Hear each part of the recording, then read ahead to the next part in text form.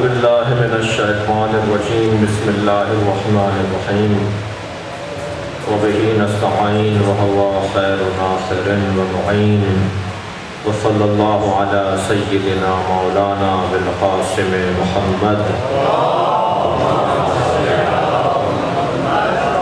وآلہ الطیبین الطاہرین المعصومین ولعنۃ اللہ علی اعدائہم اجمعین من یوم عداوتهم الى قیام یوم الدین اما بعد قال الحکیم فی القرآن الکریم بسم اللہ الرحمن الرحیم قل اتعلمون اللہ بدینکم واللہ یعلم ما فی السماوات وما فی الارض واللہ بکل شیء علیم یمنون علیک ان اسلموا قل لا تمنوا علی اسلامکم بل اللہ یمن علیکم ان ہداکم للایمان ان کنتم صادقین ان اللہ یعلم غیب السماوات والارض واللہ بصیر بما تعملون صلوات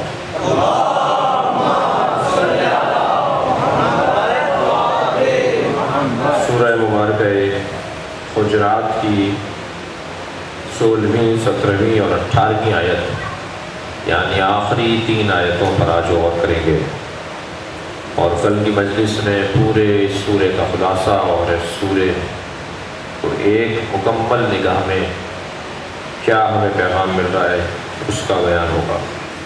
پرسوں انشاءاللہ محفل ہے، لہٰذا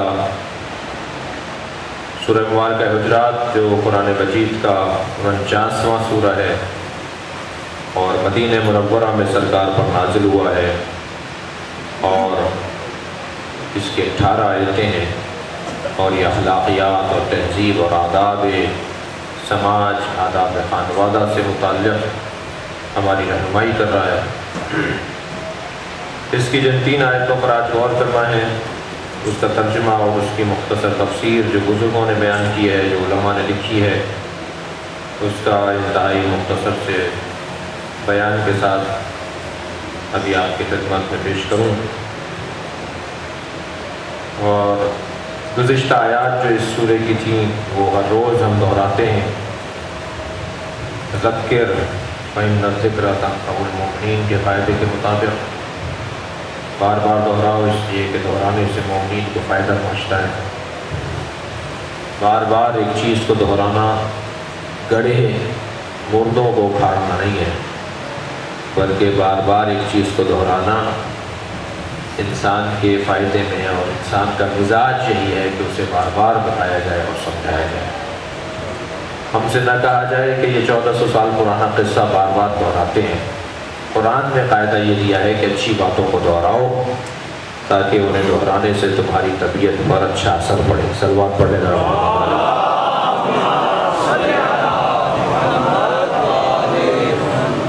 اے صاحبان ایمان، اللہ اور رسول سے آگے مت بڑھو اور تقوی پروردگار اختیار کرو، اللہ بہت زیادہ سننے اور جاننے والا ہے۔ اے صاحبان ایمان، اپنی آواز کو نبی کی آواز پر بلند نہ کرو، اور انہیں ایسے مت پکارو جیسے تم آپس میں ایک دوسرے کو پکارتے ہو، تمہارے اعمال حق کر لیے جائیں گے اور تمہیں اس کا احساس بھی نہیں ہوگا۔ اور وہ افراد جو رسول اللہ کی آواز پر اپنی آواز کو بلند نہیں کرتے، نیچا رکھتے ہیں، یہی وہ افراد ہیں کہ جن کے دلوں کو اللہ نے تقوی کے لیے آزما لیا ہے، اور انہی کے لیے مغفرت ہے اور اجر عظیم ہے۔ اور وہ افراد جو ہے حبیب آپ کو آپ کے گھر کے باہر سے آوازیں لگاتے ہیں، ان میں سے اکثر سمجھدار نہیں ہیں، عقل نہیں رکھتے۔ اگر یہ لوگ اتنا صبر کر لیتے کہ آپ گھر سے باہر آ جاتے تو یہ ان کے حق میں بہتر تھا۔ اللہ غفور بھی ہے، اللہ رحیم بھی ہے۔ اے صاحبان ایمان، اگر تمہارے پاس کوئی فاسق خبر لے کر آئے تو اس کی تحقیق کر لیا کرو، اس لیے کہ اگر جہالت کی بنیاد پر کسی قوم کی طرف تم نے قدم اٹھا لیا تو تمہیں ندامت کا سامنا کرنا پڑے گا۔ اور جان لو کہ تمہارے درمیان رسول اللہ ہیں، اگر رسول بہت سے معاملات میں تمہاری اطاعت کرتے تو یہ تمہاری خلاف تھا، تمہیں اس کا نقصان پہنچتا۔ اور مگر اللہ نے ایمان کو تمہارے لیے محبوب اور تمہارے دلوں میں اسے زینت عطا کی ہے، اور کفر و فسوق و عصیان کو تمہارے لیے کریہ مکروہ قرار دیا ہے۔ اور جو ایسی کیفیت کے لوگ ہوتے ہیں وہی صاحبان رشد اور صاحبان فہم و فراست ہوتے ہیں۔ یہ اللہ کا فضل بھی ہے اور یہ اللہ کی نعمت بھی ہے۔ اللہ بہت زیادہ جاننے والا اور حکمت رکھنے والا ہے۔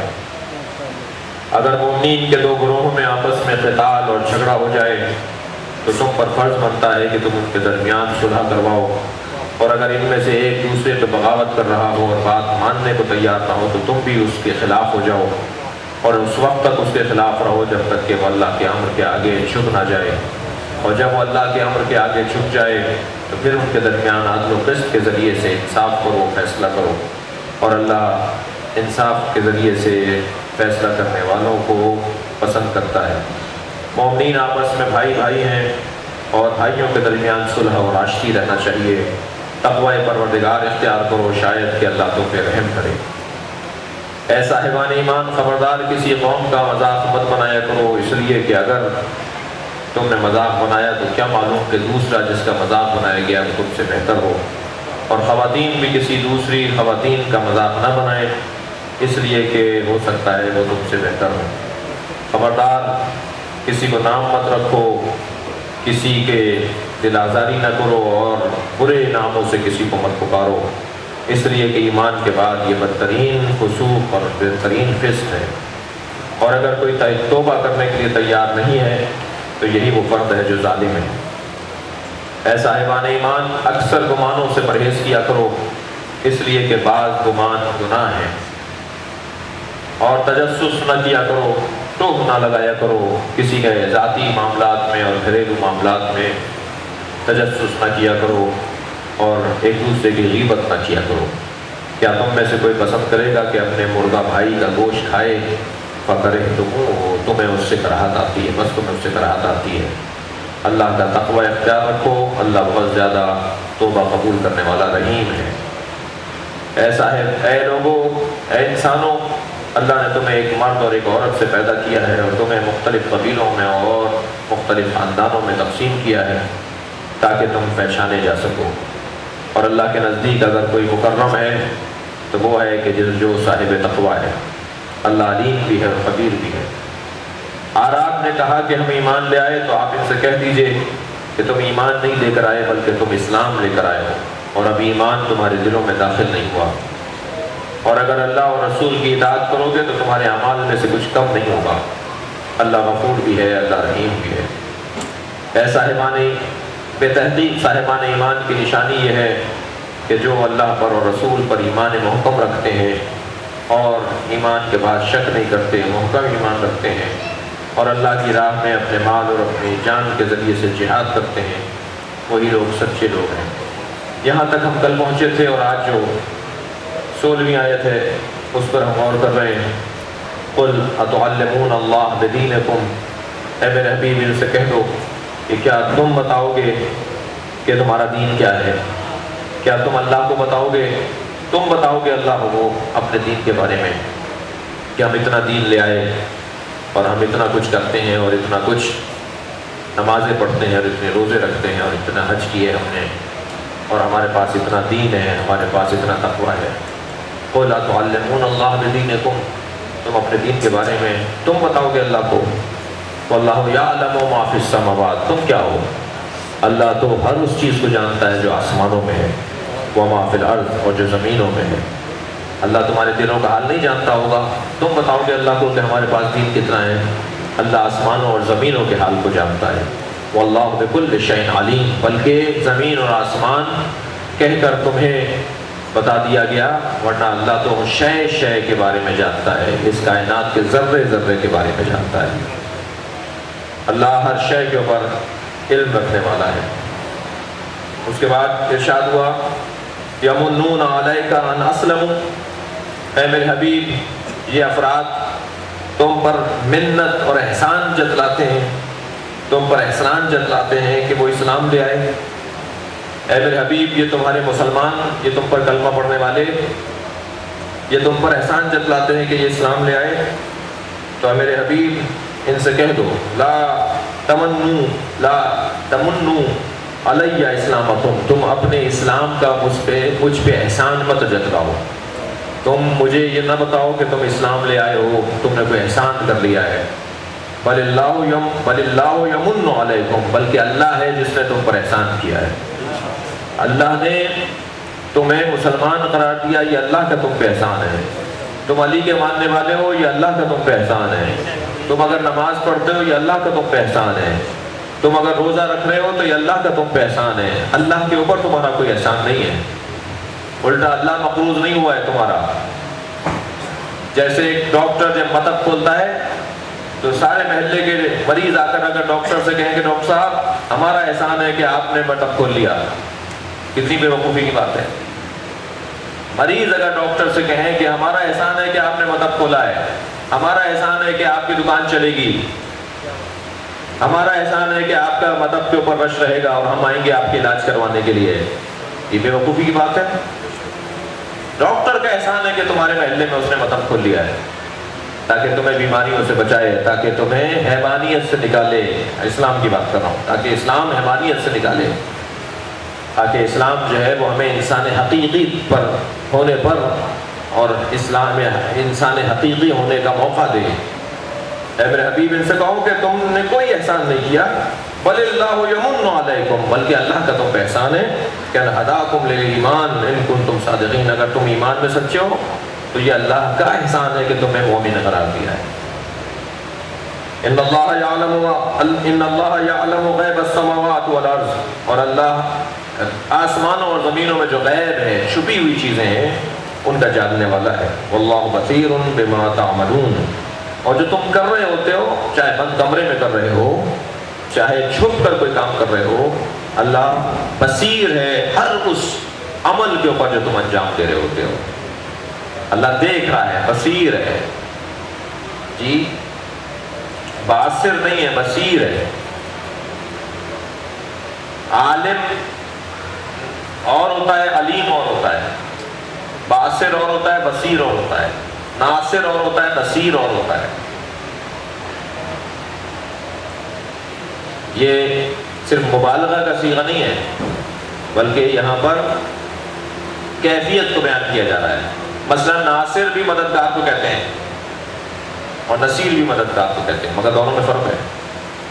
شاہد بھی گواہ ہے، دیکھنے والا ہے، اور شہید بھی گواہ ہے، مگر دونوں میں فرق ہے۔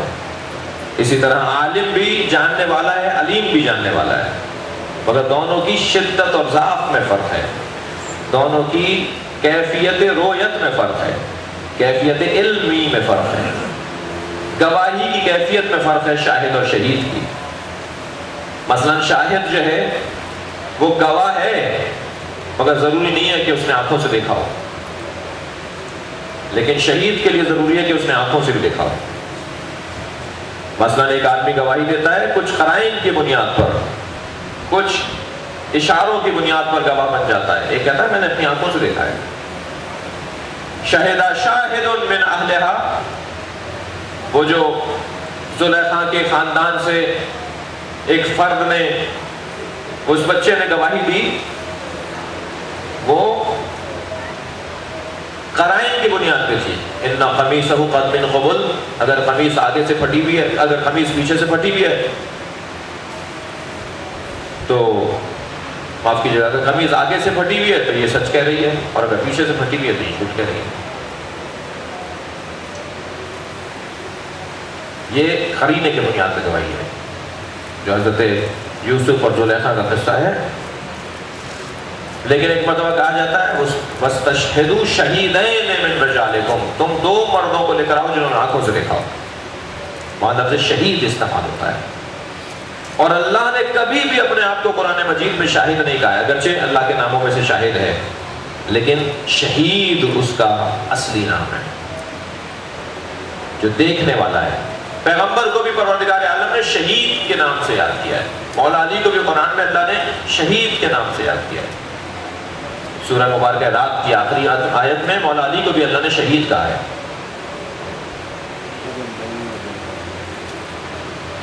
جی، جس کے اندر کہا گیا کہ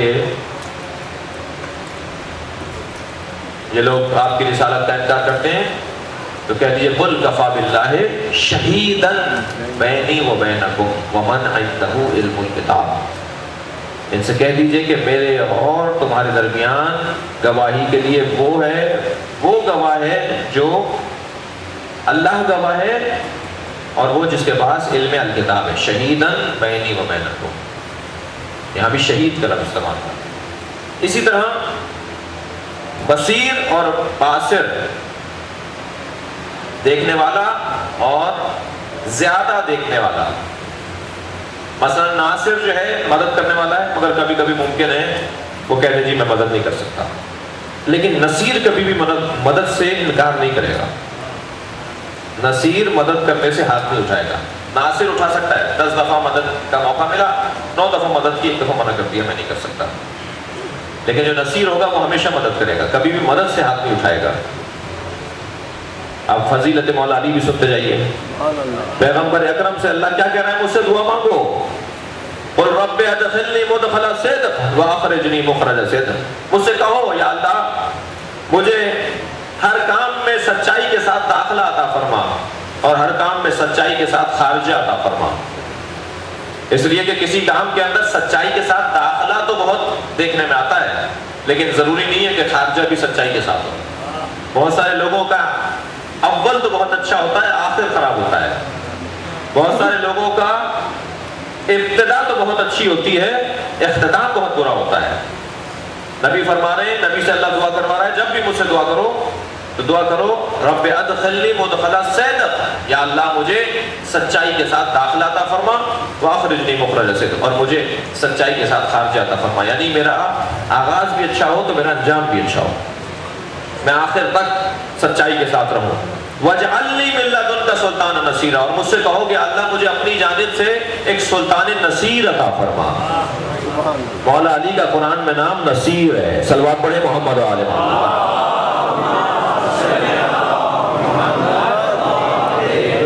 نہیں کہا گیا کہ مجھ سے کہو کہ یا اللہ مجھے اپنی طرف سے نصرت عطا فرما، تب تو ہوتا یا اللہ مدد، جی مجھے اپنی جانب سے نصرت عطا فرما، کہا جا رہا ہے مجھے اپنی جانب سے نصیر عطا فرما۔ نصرت اور ہے، ناصر و نصیر اور ہے۔ یہاں پر اللہ کی جانب سے ایک مددگار چاہ رہے ہیں رسول، اور مددگار بھی مضبوط مددگار، جو کبھی یہ کہتا ہوا دکھائی نہ دے کہ اے اللہ کے رسول میں آج آپ کی مدد نہیں کر سکتا، بلکہ مدد نہ مانگنے پر نبی سے شکوہ ضرور کیا علی نے، کہ جب نہیں لے کر گئے جنگ کے اندر، جنگ تبوک کے اندر، تو فرما رہے ہیں یا رسول اللہ مجھے کیوں چھوڑ کر جا رہے ہیں؟ یہاں مدد نہ مانگنے پر مولا علی شکوہ کر رہے ہیں یا رسول اللہ مجھے کیوں نہیں لے جا رہے ہیں؟ تو آپ نے فرمایا کیا تمہیں پسند نہیں ہے؟ اللہ اکبر، کہ تمہاری مثال میرے ساتھ ایسی ہو جائے جیسے موسیٰ کی نسبت ہارون کے ساتھ تھی۔ یعنی اگر ایک مرتبہ بھی مولا کائنات سے مدد نہیں لی ہے اللہ کے نبی نے، تو اس نسبت میں بھی اور اس موقع پر بھی آپ نے موسیٰ اور ہارون کی نسبت دے کر مولا کائنات کو ٹھہرایا ہے مدینے کے اندر۔ اسی طرح یہاں بصیر کا لفظ استعمال ہوا ہے اللہ کے لیے، بصیر اور باصر۔ کوئی ایسی جگہ نہیں ہے جہاں باصر کہہ سکتا ہے مجھے نظر نہیں آیا، دیکھنے والا تو ہے، آنکھیں ہیں، دیکھنے کی صلاحیت ہے، مگر کہیں کہہ سکتا ہے مجھے نظر نہیں آیا، لیکن بصیر جو ہے وہ دروازوں کے بند ہونے سے اس کی آنکھیں بند نہیں ہوتی، دیواروں کی رکاوٹیں، پردوں کا حائل ہونا اس کو دیکھنے میں معنی نہیں ہے، وہ ہر جگہ پر اس کی نگاہیں جا رہی ہوتی ہیں اور وہ دیکھ رہا ہوتا ہے۔ تو یہاں کیا کہہ رہا ہے اللہ؟ واللہ بصیر بما تعملون، جو تم انجام دے رہے ہوتے ہو اللہ ان سب کو اچھی طرح دیکھ رہا ہوتا ہے، اچھی طرح دیکھ رہا ہوتا ہے۔ یہ سورہ مبارکہ حجرات کی آخری آیتیں ہیں، اور اس پہ تھوڑا سا غور کیجئے، بہت سارے پیغامات ہیں اس 3 آیتوں میں۔ شان نزول کے حوالے سے تو قصہ یہ تھا کہ بنی اسد کے لوگ جو ہے وہ پورا قبیلہ بنی اسد کا جب مسلمان ہوا تو پیغمبر اکرم کے سامنے جب انہیں لایا گیا اور وہ آ کر بیٹھے ان کے سردار، تو انہوں نے کہا کہ اے اللہ کے رسول ہم کلمہ پڑھتے ہیں، ہم اسلام لے کر آتے ہیں، مگر ہمارے 3 شرطیں ہیں۔ جیسے کوئی سیاسی معاہدہ ہو رہا ہو، جیسے کوئی کسی سیاسی پارٹی میں کوئی اور شخصیت شمولیت کا اعلان کر رہی ہو تو ہمیں کیا ملے گا، یہ والی بات، جی ہمارے کتنے ناظم ہوں گے، ہمارے کتنے کونسلر ہوں گے، ہمیں کتنی وزارتیں ملیں گی، ہمارا کیا ہوگا، شرط و شرائط۔ کہنے لگے کہ اے اللہ کے رسول، ہم اسلام قبول کرتے ہیں مگر ہماری 3 شرائط ہیں۔ حضرت نے فرمایا کہ سننے میں کوئی عیب نہیں ہے، بتاؤ کیا شرائط ہے؟ کہنے لگے سب سے پہلی شرط تو یہ ہے کہ 1 سال تک ہمیں بتوں کی پوجا سے روکا نہیں جائے گا۔ بہت پرانی دوستی ہے ان کے ساتھ، اتنی جلدی تو نہیں ٹوٹے گی، کچھ عرصے تو ہمیں رہنے دیجیے ان کے ساتھ۔ حضرت نے فرمایا اور؟ کہنے لگے دوسری شرط یہ ہے کہ پھر جب 1 سال کی مدت گزر جائے تو ہم سے نہ کہا جائے کہ ان کو نکال کے پھینک دو، آپ خود ہی کام کر لیجیے گا، ان کو ہمارے گھروں سے اور ہمارے عبادت خانوں سے ان بتوں کو نکال کر پھینک دیجیے گا، جو چاہیں ان کے ساتھ کیجیے گا، مگر ہم سے نہیں کہیے گا، اس لیے کہ اتنی پرانی دوستی جن سے ہو ویسے پھینکنا ہمارے لیے ممکن نہیں ہے۔ اب میں یہاں ممبری زبان میں کہوں، عجب نہیں پیغمبر نے فرمایا کہ نہیں، اس کے لیے ہمیں علی رکھتے ہیں۔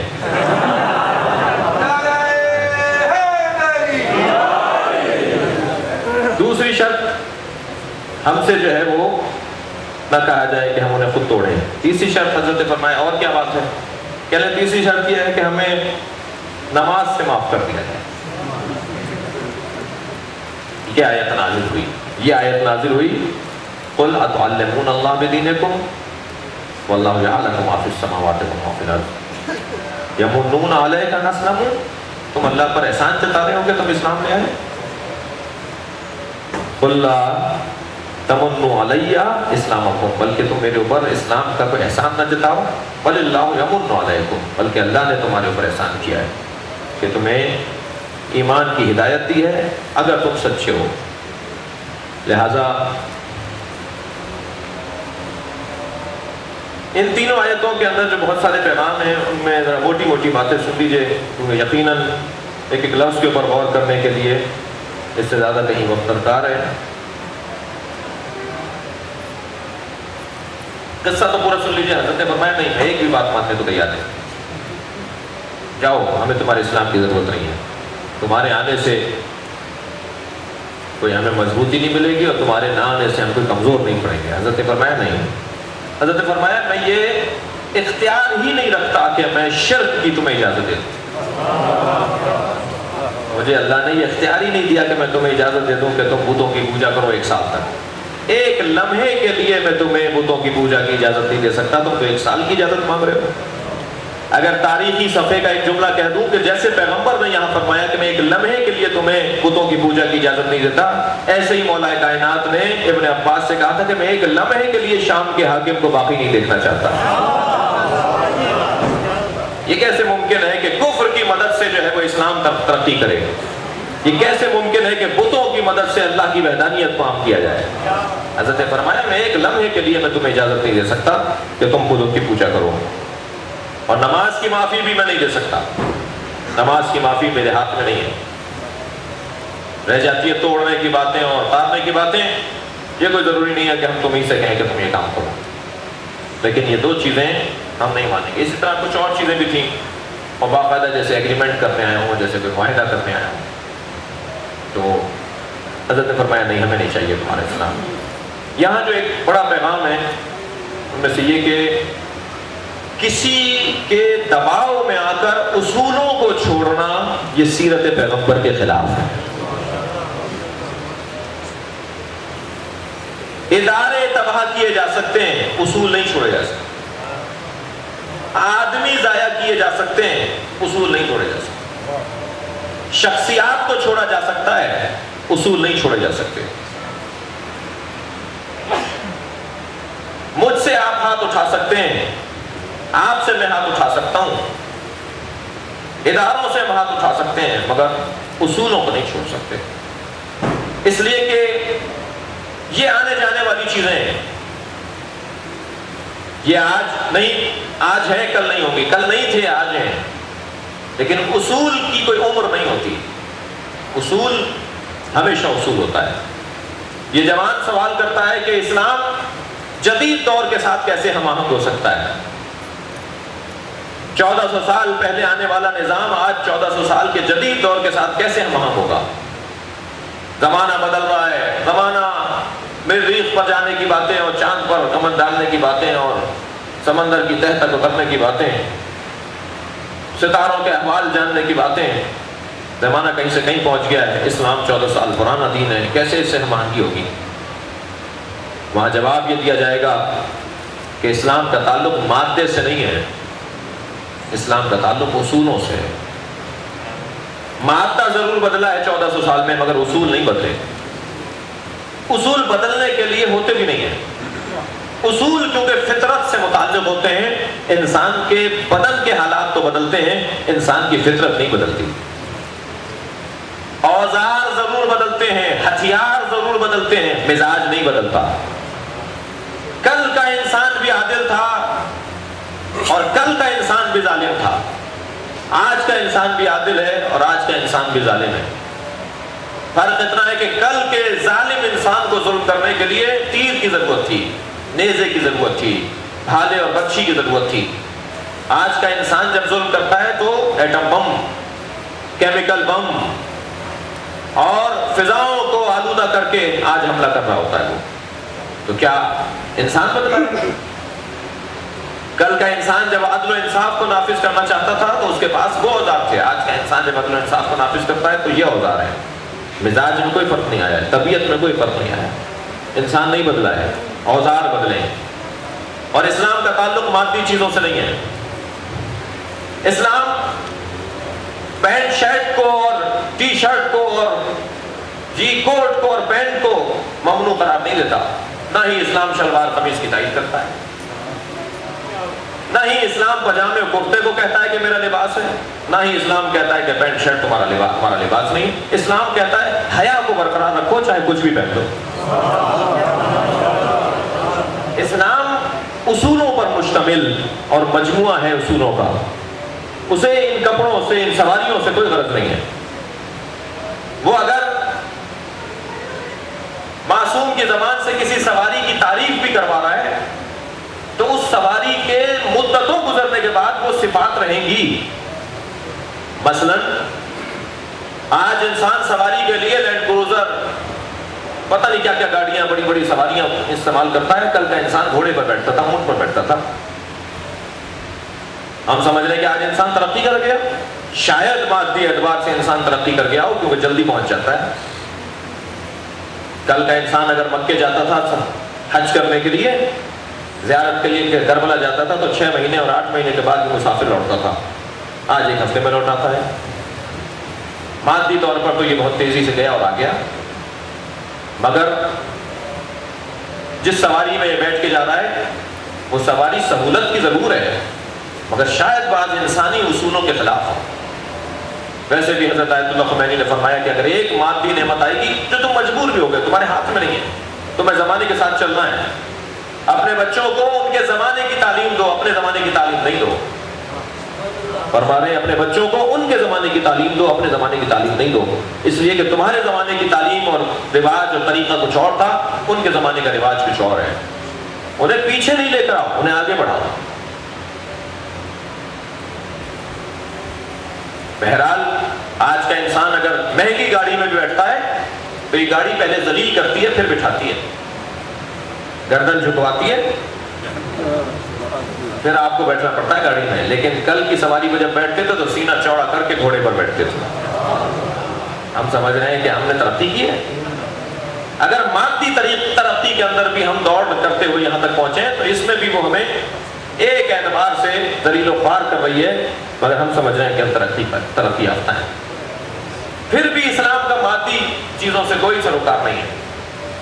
بڑا گھر اسلام کو برا نہیں لگتا، اونچی سواری اسلام کو بری نہیں لگتی، مہنگا کپڑا اسلام کو برا نہیں لگتا۔ وہ کہتا ہے تم نے اگر حق ادا کر دیے ہیں تو تم نے اگر اللہ رسول کے اور انسانوں کے اور فقراء اور مساکین کے حق ادا کر دیے تو بہت بڑا بنگلہ بناؤ، اچھی سواری رکھو، اچھے کپڑے پہنو۔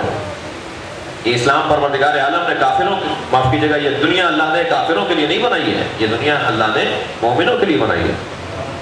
بھرپور استفادہ کریں مگر حقوق ادا کرنے کے بعد اعتدال کے ساتھ۔ البتہ جو روحانیت کے راہی ہیں، جو معنویت کے سالک ہیں، جو عرفان کے متلاشی ہیں، وہ ہونے کے باوجود بھی اپنے نفس کو تنگی میں رکھتے ہیں۔ وہ دنیا صاحبان تقویٰ کی دنیا،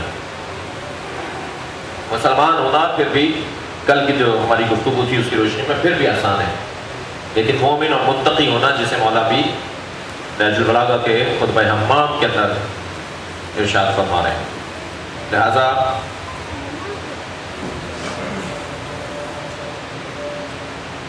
دباؤ میں آ کر اصولوں کو چھوڑنا یہ اسلام کی تعلیمات کے خلاف ہے. اصول نہیں چھوڑے جا سکتے. بھائی کی خاطر، عزیز کی خاطر، پڑوسی کی خاطر، دوست کی خاطر. یہ جو اولاد کو فتنہ بھی کہا گیا ہے، جہاں زینت کہا ہے قرآن نے، وہاں اسی اولاد کو فتنہ بھی کہا ہے، اس لیے کہ یہ اصولوں سے ہاتھ اٹھوا دیتی ہے. یہ اولاد اصولوں سے ہاتھ اٹھوا دیتی ہے. ماں باپ مجبور ہو جاتے ہیں، انہیں کمپیوٹر چاہیے، انہیں کالج کی فیس چاہیے، انہیں فلاں چیز چاہیے جس کی خاطر پیسے نہیں ہیں، اور اولاد کی خاطر انسان پھر وہ کام کر گزرتا ہے جو اسے نہیں کرنا چاہیے. البتہ قانون کا مختلف ہونا، کسی کے لیے یہ قانون اور کسی کے لیے یہ قانون، اور اصولوں کا تبدیل ہونا یہ ممکن ہے، مگر اس کے معیار طے کیے گئے ہیں. دو معیار طے کیے گئے قانون بدلنے کے لیے.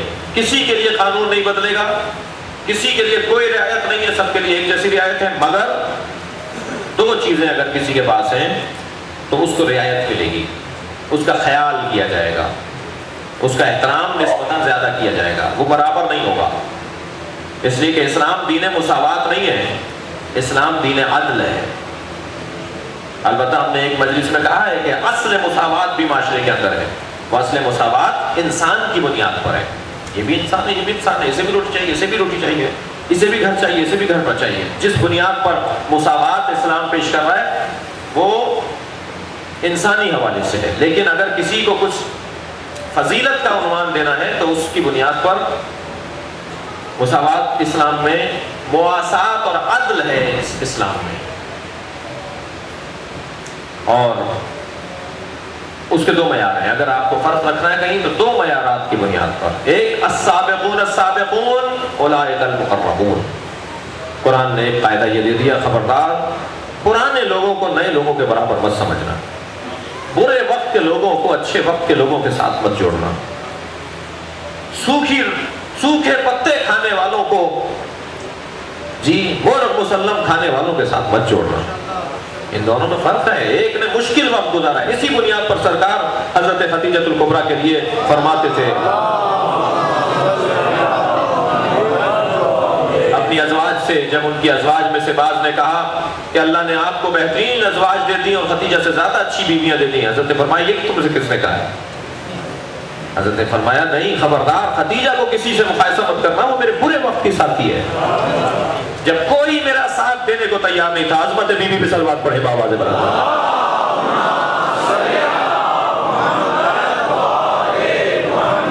اس وقت خدیجہ الکبریٰ نے میرا ساتھ دیا. میرے پاس مال نہیں تھا، انہوں نے اپنا مال میرے حوالے کر دیا.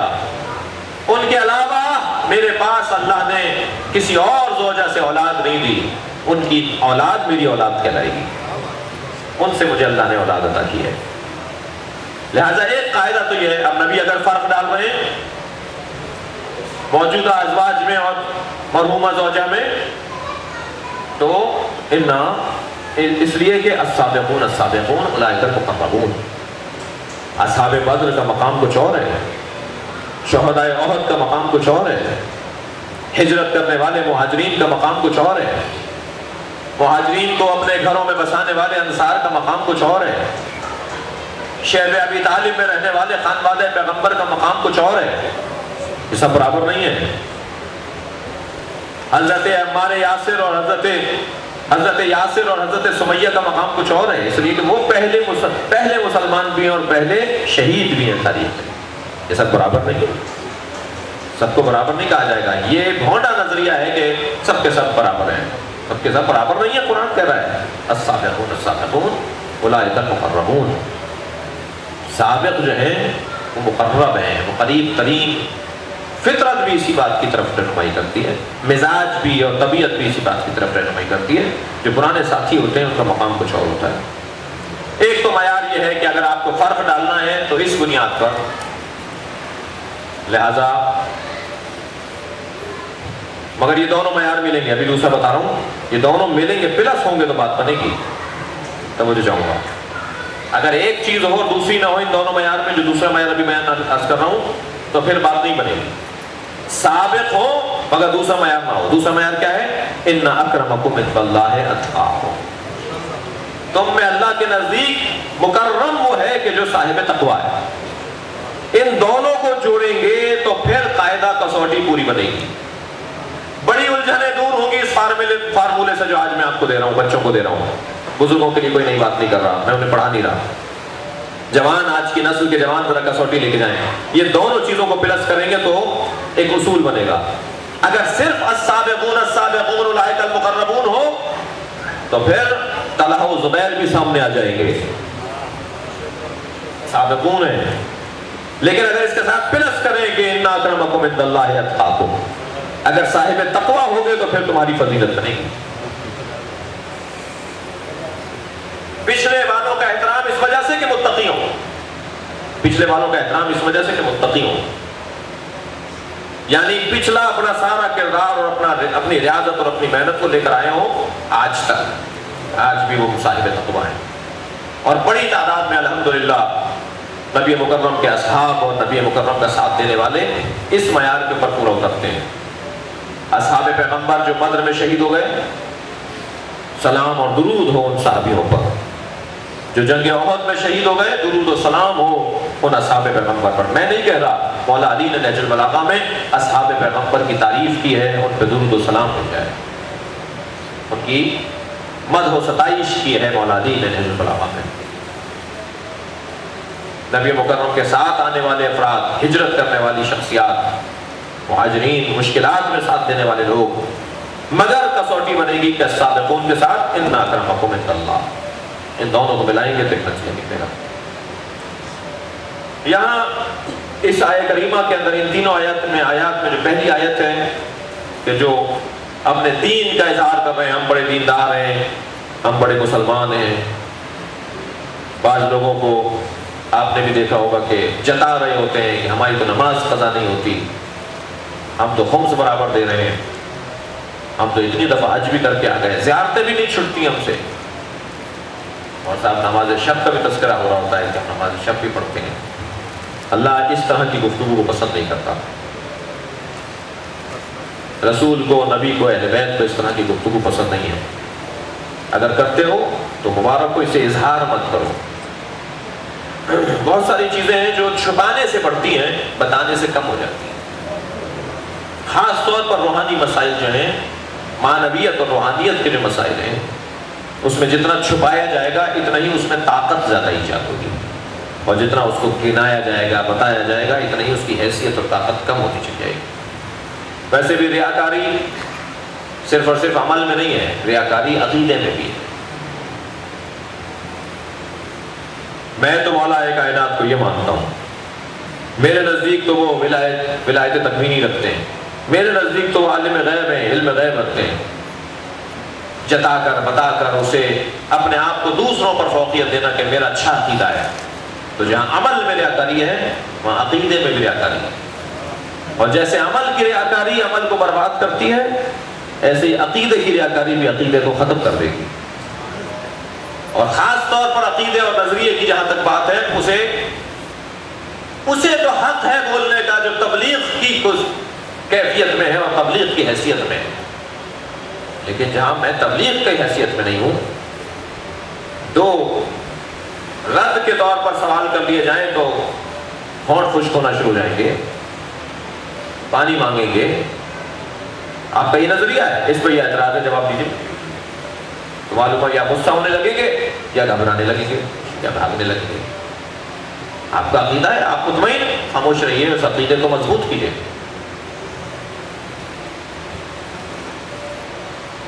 لاؤڈ اسپیکر کے ذریعے سے، کتابوں میں اور تحریروں کے ذریعے سے اس عقیدے کو عام کرنا جو عقیدہ سمجھانے کے لیے مرحلے چاہیے ہوتے ہیں۔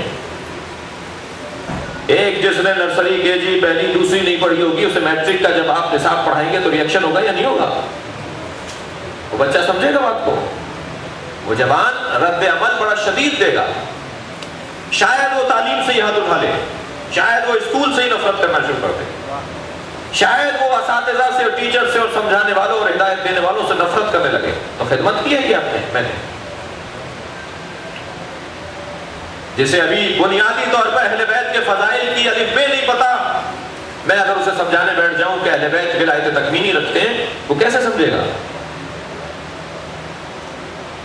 جسے ابھی اہل بیت کی عظمت کی الف بے نہیں پتا، اسے اگر میں سمجھانے لگ جاؤں کہ اہل بیت انبیاء کرام سے افضل ہیں، وہ کیسے سمجھے گا؟ وہ کہے گا یہ مبالغہ کر رہے ہیں، غلو کر رہے ہیں، یہ نبیوں سے پڑھا دیتے ہیں اہل بیت کو۔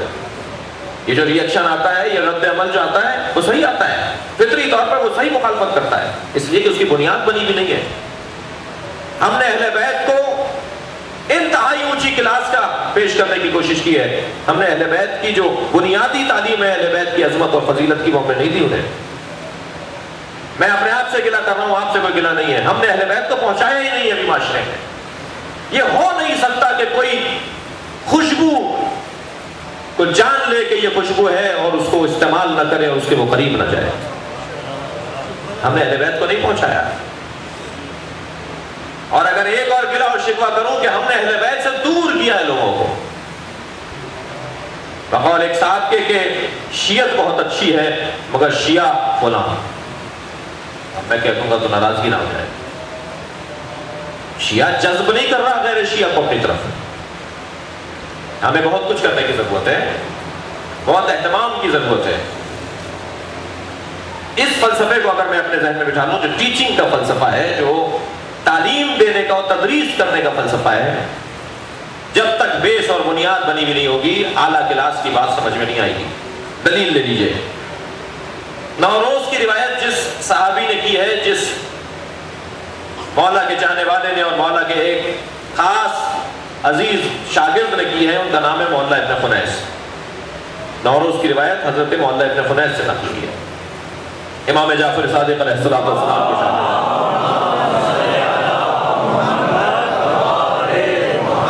معلّہ ابن خنیس ہر جگہ کھڑے ہو کر اہل بیت کے وہ فضائل پڑھتے ہیں جو خاص لوگوں کے لیے، جو کلاس کے لوگوں کے لیے اہل بیت کی راز کی باتیں ہیں،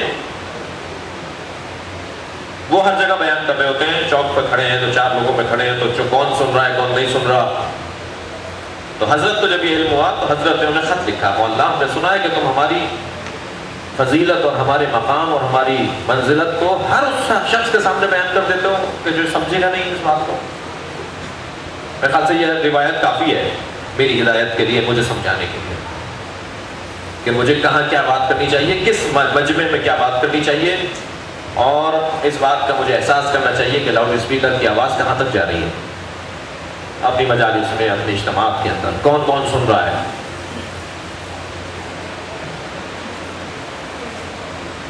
فرمایا کہ ہم نے سنا ہے کہ تم اپنے عقیدے کو ہر اس شخص کے سامنے بیان کرتے ہو کہ جو اس کو سمجھنے کے لیے آمادہ نہیں ہوتا۔ فرمایا کہ نہیں، ہم اس سے راضی نہیں ہیں۔ اور ایک مرتبہ خبر آئی کہ انہیں قتل کر دیا گیا۔ حضرت فرمایا یہ قتل اس وجہ سے ہوا ہے، ہمارا ایک عزیز ترین قابل ترین شخص ہم سے چھین لیا گیا، اس بنیاد پر کہ اس نے وہ بات وہاں کی جہاں کرنے کی نہیں تھی۔ مشکل ہے، لہذا ہمیں اس میری بات پر بھی بہت سے سوالات تو کر سکتے ہیں، صحیح ہوں گے وہ سوال، لیکن اصل بات یہ ہے کہ مراحل بنانے پڑیں گے، طے کرنا پڑے گا، طریقہ اپنانا پڑے گا، اس کے بعد بہتر انداز سے ہم خدمت کر سکتے ہیں۔ اپنے عقائد کا اظہار ایک طریقے سے کرنا ہوگا، البتہ چھوڑنا نہیں ہے اسے۔ بقول استاد جوادی عاملی کے ان سے کہا گیا کہ آپ کا جو خطبہ ہوتا ہے وہ اتنا مشکل ہوتا ہے، ہمیں سمجھ میں نہیں آتا، ذرا نیچے آ کر بات کیجئے۔ تو کہنے لگے میں نیچے آ کے بات نہیں کروں گا، تمہیں اوپر آنا پڑے گا، تم اپنا کچھ معیار بڑھاؤ۔ ہمیں کچھ کرنا پڑے گا کہ معاشرے کا معیار اور بڑھتا چل جائے، بہتر ہو، مگر اس پہ پہلے سوچ تو ہو، اس پہ پہلے نیت تو ہو کرنے کی، اس بات کی طرف توجہ تو ہو کہ ہمیں یہ کام کرنا ہے۔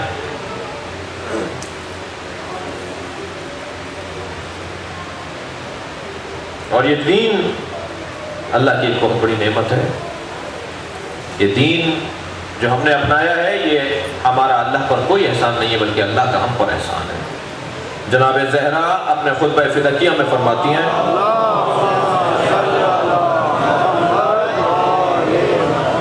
جناب سیدہ فرماتی ہیں اپنے خطبے کے اندر کہ اللہ کا سب سے بڑا احسان لوگوں پر یہ ہے کہ اس نے اسلام لوگوں تک پہنچا دیا۔ یہ بڑا احسان ہے پروردگار عالم کا کہ اسلام ہم تک آ گیا۔ دین کے دو معنی ہیں، دین جزا کو بھی کہتے ہیں اور دین رستے کو بھی کہتے ہیں۔ جہاں دین کا لغت کے اندر ایک معنی ہے جزا اور ایک معنی ہے رستہ۔ جیسے ہم کہتے ہیں مالک یوم الدین، مالک یوم جزا، اور جب ہم کہتے ہیں ان الدین عند اللہ الاسلام، تو یہاں دین یعنی رستہ، راہ، روش، طریقہ۔ ان تینوں آیتوں سے ایک اور میرے معاشرے کا اور میرے سماج کا مسئلہ جس کو بیان کر کے میں آپ سے منزل لوں، اور وہ مسئلہ ہے دین کی بنیاد اور دین کی خدمات کی بنیاد پر قوم پر احسان جتلانا۔ مجھے قوم نے کیا دیا،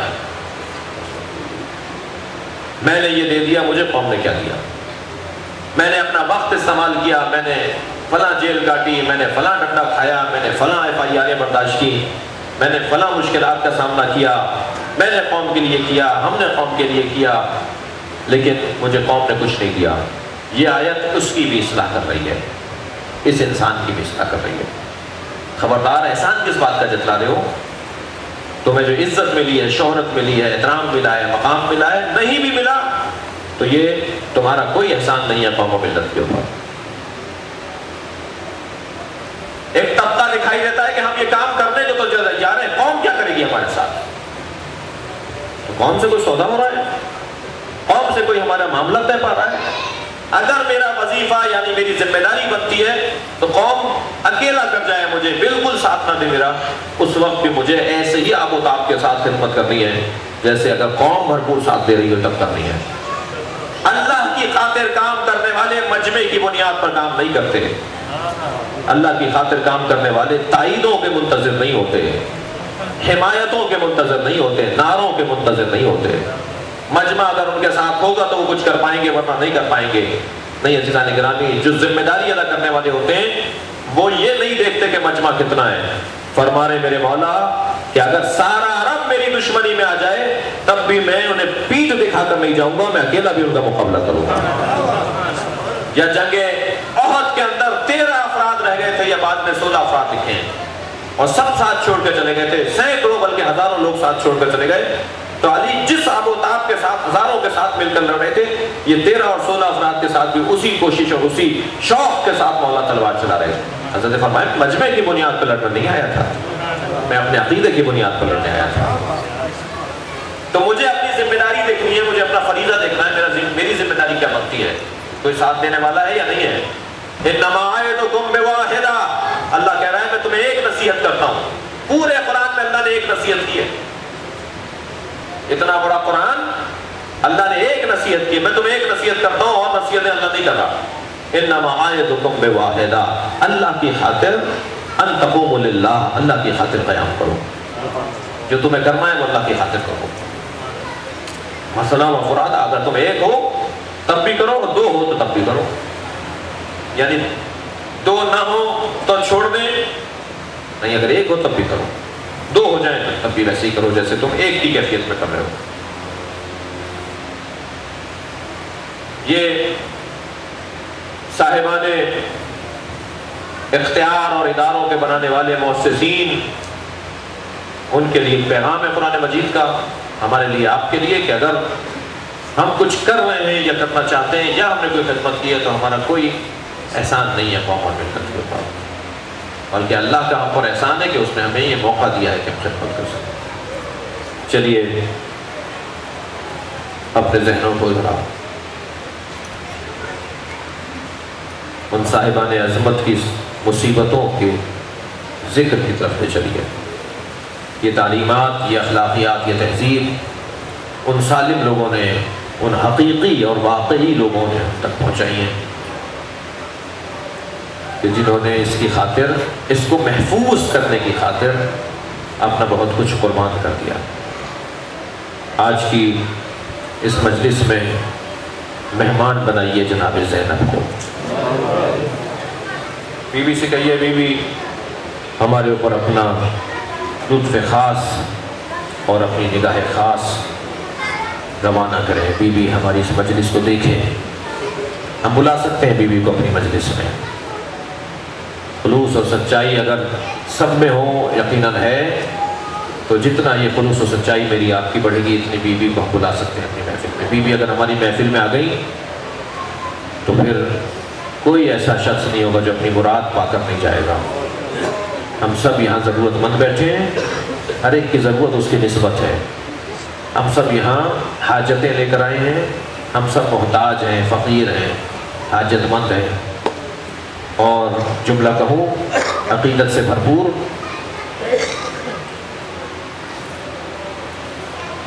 اللہ نے نبی اور علی کو اس کائنات کے اوپر ولایت عطا کی ہے، اور باپ بیٹیوں کی سنتا بہت ہے۔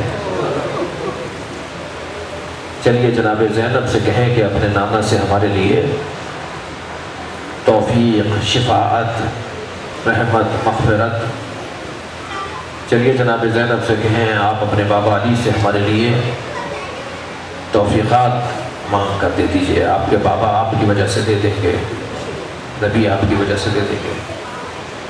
3 یا 4 سال کا سن ہے جناب زینب کا، جتنا پیار امام حسین سے پیغمبر کو ہے اس سے کچھ کم پیار جناب زینب سے نہیں ہے۔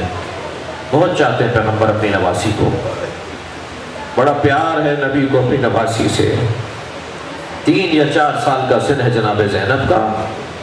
صبح کی نماز کے بعد پیغمبر نے در فاطمہ پر آ کر سلام کیا، السلام علیکم یا اہل بیت النبوہ۔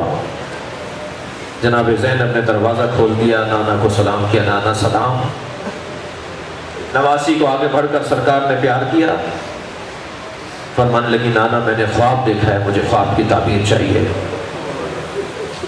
میں یہ روایت پہلے پڑھ چکا ہوں، تکرار کر رہا ہوں، نانا میں نے خواب دیکھا، مجھے اس خواب کی تعبیر چاہیے۔ نانا میں نے خواب دیکھا ہے کہ ایک بیابان میں اکیلی ہوں۔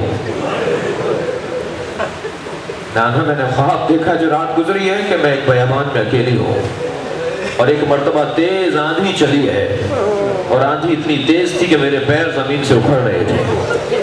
تو نانا ایک فاصلے کے اوپر ایک درخت مجھے نظر آیا، میں نے جا کے اس درخت کا سہارا لیا۔ کچھ دیر کے بعد آندھی کا جھونکا آیا، درخت زمین سے اکھڑ گیا۔ پھر نانا میں نے دور ایک درخت کو دیکھا، میں نے جا کے اس سے سہارا لیا، کچھ دیر کے بعد وہ درخت بھی زمین سے اکھڑ گیا۔ نانا پھر میں نے تیسرا درخت دیکھا، اور وہ درخت بھی سہارا میرا چھن گیا۔ لیکن اب نانا پورے بیابان میں دور دور تک کوئی درخت نہیں تھا۔ نانا اگر خواب یہاں مکمل ہو گیا ہوتا تو میں آپ کو زحمت نہ دیتی، لیکن میں نے خواب میں دیکھا کہ جب کوئی سہارا نہیں تھا اور تیز آندھی چل رہی تھی تو میرے سر سے چادر اتر گئی۔ نانا اس خواب کی تعبیر کیا ہے؟ جب جناب زینب یہ کہہ رہی تھی نبی کی آنکھوں میں آنسو آ رہے تھے، فرمانے لگے زینب تمہارے 3 سہارے ہیں، تمہارا بابا علی تمہارا سہارا ہے، تمہارا بھائی حسن تمہارا سہارا، تمہارا بھائی حسین تمہارا سہارا۔ ایک بیابان ہوگا جس میں تمہارے تینوں سہارے چھن جائیں گے، اور اس بیابان میں تمہارے سر سے چادر اتر جائے گی۔ کچھ ظالم ہوں گے جو تمہارے سر سے چادر اتار لیں گے۔ جناب زینب رونے آئے ہیں، جملہ کہوں، جناب زینب کبھی اپنے بابا کے سامنے بغیر چادر کے نہیں گئی، کبھی اپنے بابا کے سامنے بغیر چادر کے جناب زینب نہیں گئی ہیں۔ وہ زینب جو اپنے بابا سے بھی بغیر چادر کے بات نہ کرتی ہوں، اس زینب کبریٰ کا جب کربلا میں سر سے چادر اتری ہوگی، بی بی فرماتی ہے کہ میں سوچتی تھی جس کا حسین جیسا بھائی ہو، جس کا عباس جیسا بھائی ہو، جس کا علی اکبر جیسا بھتیجا ہو، اس کے سر سے کون چادر اتارے گا؟ لیکن عزادارو کربلا کے میدان میں جناب زینب کے سر سے چادر اتری، اور جب سر سے چادر اتر رہی تھی تو ایک ہی آواز بلند ہو رہی تھی، واہ حجابا، ہائے میرا پردہ، ہائے میرا پردہ۔ جناب فاطمہ کبریٰ کہتی ہیں کہ میں نے ایک شخص کو آتے ہوئے دیکھا، جب میرے بابا کی شہادت ہو گئی تو ایک گھوڑا سوار نیزہ ہاتھ میں لیے ہوئے ہماری طرف آ رہا تھا، تو میں نے اپنی حفاظت میں اپنے آپ کو تیز وہاں سے روانہ کیا۔ میں اس سے بچنا چاہ رہی تھی کہ ایک مرتبہ میرے سر پہ نیزے کی ہنی آ کے چبھی، اور اس کے بعد میں غش کھا کے زمین پر گر گئی۔ جب مجھے غشی سے افاقہ ہوا تو میں نے کیا دیکھا کہ میرے سر پہ چادر نہیں ہے، اس نے چادر اتار لی ہے، مگر میری پھوپھی زینب نے میرے سر کو اپنی گود میں لیا ہوا ہے۔ تو میں نے فوراً پھوپھی سے کہا پھوپھی اماں میرے سر پہ چادر نہیں ہے، تو روتے ہوئے میری پھوپھی نے کہا اے فاطمہ تیری پھوپھی کے سر پہ بھی چادر نہیں ہے۔ ان ظالموں نے یہ ظلم ہمارے ساتھ کیا ہے۔ بڑا سخت مرحلہ تھا عزیزانو جناب زینب کبریٰ کے لیے، وہ مرحلہ گزارنا، اور پھر جب چلی ہے کربلا سے کوفے کی طرف اور کوفہ سے شام کی طرف، تو ایک منزل اور سن لیجئے جناب زینب کی مصیبت کا حال، اور وہ کیفیت ہے دربار شام میں داخلے کی کیفیت۔ میری بیوی نے سارے رستے کہیں یہ نہیں فرمایا کہ میں یہاں نہیں جاؤں گی، لیکن جناب زینب فرماتی ہیں کہ میں اس دربار میں نہیں جاؤں گی۔ مقتل لکھنے والوں نے لکھا ہے کہ گھنٹوں دروازے پر کھڑا کیا نبی زادیوں کو، اور اندر جا رہے تھے لوگ اور کرسیوں پر بیٹھ رہے تھے، سینکڑوں کی تعداد میں کرسیاں لگی ہوئی تھیں جن پر مہمانوں کو بلا بلا کر بٹھایا جا رہا تھا۔ کسی نے گزرتے ہوئے ایک شخص سے پوچھا جس کی آواز جناب زینب نے سن لی، اس نے کہا کہ ان لوگوں کو تو روکا ہوا ہے، یہ اندر کون لوگ جا رہے ہیں؟ تو کہنے لگے کہ اندر مہمانوں کو بلایا جا رہا ہے، جب سب کرسیاں بھر جائیں گی جب انہیں بلایا جائے گا۔ میری بیوی نے اس وقت فرمایا میں اس دربار میں نہیں جاؤں گی۔ جب لے جانے لگے نا جناب زینب کو، عزیزانو بڑا سخت مصائب ہے جو میں بیان کر رہا ہوں۔ آیت اللہ شیرازی صاحب فتوائے تمباکو وہ اس جملے پر چیخ مار مار کے روئے اور 3 گھنٹے بے ہوش رہے۔ جب ذاکر نے کہا نا کہ زینب کو دربار میں لے جایا گیا، یہ کچھ کم بات ہے، نبی کی بیٹی کو دربار میں لے جایا گیا، یہ کم مصیبت ہے میری بیوی کے لیے۔ میری بیوی نے فرمایا میں اس دربار میں نہیں جاؤں گی جس پہ کرسیوں پر شرابی بیٹھے ہیں، جس پہ ہمیں کھڑا کیا جائے گا اور بد کردار لوگوں کو کرسیوں پر بٹھایا گیا ہے۔ میری بیوی نے فرمایا میں اس دربار میں نہیں جاؤں گی۔ تو شمر نے تعزیانے برسانا شروع کیے، بیویوں پر ہاتھ اٹھانا شروع کیے۔ جناب سید سجاد نے فرمایا انت عالمۃ غیر معلمہ، پھوپھی اماں آپ کو تو سب پتا ہے، پھوپھی اماں آپ کو تو بتایا گیا تھا کہ یہ سب کچھ ہوگا، چلی جائیے اس دربار میں، بابا کے سر کو ذرا دیکھیے۔ اب جب امام حسین کے سر کو جناب زینب نے دیکھا تو حسین کی آنکھوں سے آنسو گر رہے تھے۔ بڑھ کر پوچھا ہے بھائی تمہیں کس بات نے رلا دیا؟ سر حسین گویا ہوا زینب دربار میں چلی جاؤ، جاؤ اس دربار میں جا کر میرا پیغام پہنچاؤ، جاؤ نانا کا دین اس دربار میں جا کر پہنچاؤ۔ جناب زینب کھڑی ہوئی ہے، تھک کر نہیں ہوئیں گے عزیزانو، جناب زینب کھڑی ہوئی ہے، تمام بیویوں نے میری بیوی کو حلقے میں لیا ہوا ہے، اور یزید کرسی پر بیٹھا ہوا ہے، بہت سارے مہمان کرسیوں پر بیٹھے ہوئے ہیں۔ وہاں ایک مسیحی نے احتجاج بلند کیا۔ کب؟ جب منظر دیکھا جناب زینب نے فرمایا، جناب سید سجاد مدینے میں منحال سے فرما رہے ہیں کہ ہم نے شام میں کیا کیا دیکھا ہے۔ فرماتے ہیں کہ ایک تشت لا کے یزید کے سامنے رکھ دیا گیا، سخت مصائب ہے، مجھے نہیں معلوم کہ کیسے بیان ہوں گے۔ ایک تشت لا کر یزید کے سامنے رکھ دیا گیا۔ امام فرماتے ہیں کہ کچھ دیر کے بعد اس نے تشت سے رومال ہٹایا تو ہمارے بابا کا سر تھا، اجرکم اللہ، ہمارے بابا کا سر تھا، اس کے ہاتھ میں ایک چوبے خضرا تھی،